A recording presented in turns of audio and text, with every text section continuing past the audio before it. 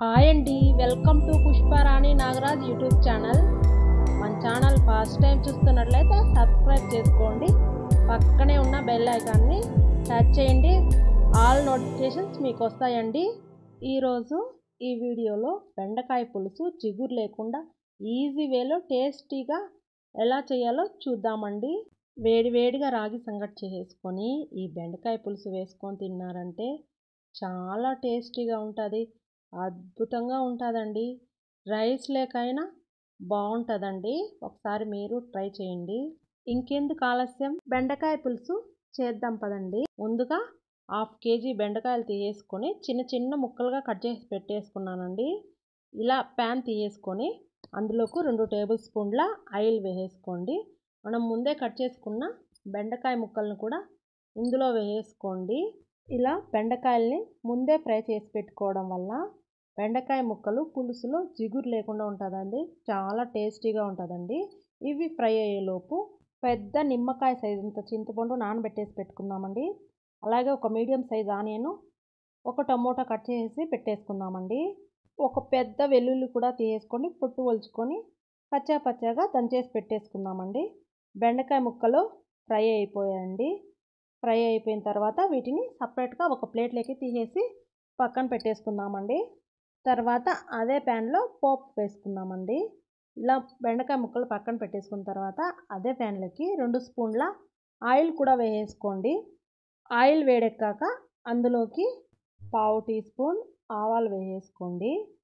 ఆవాలు చిటపటలాడిన తర్వాత ముందే కట్ చేసి పెట్టుకున్న ఆనియన్ కూడా వేసేసుకొని ఫ్రై చేసేసుకుందామండి. ఆనియన్ త్వరగా ఫ్రై అవ్వడానికి ఇందులో చిటికెడు సాల్ట్ కూడా వేసేసుకొని ఫ్రై చేసేసుకుందామండి. ఆనియన్ కొంచెం మెత్తబడిన తర్వాత మనం ముందే ఫ్రై చేసి పెట్టుకున్న బెండకాయ ముక్కలు కూడా వేసుకొని ఫ్రై చేసుకుందామండి.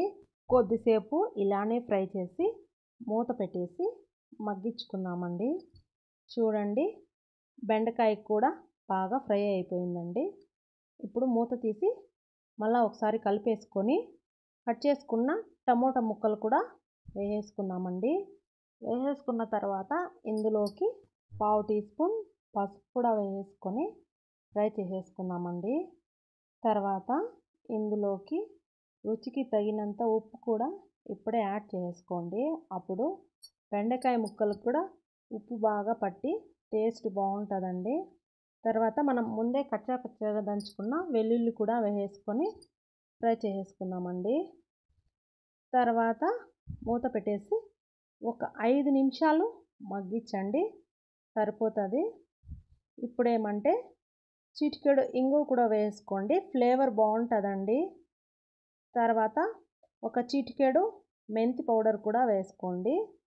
ఆ తర్వాత 2 టేబుల్ స్పూన్ల ధనియా పౌడర్ కూడా వేసేసుకుందామండి. తర్వాత 1 table spoon red chilli powder వేసేసుకోండి.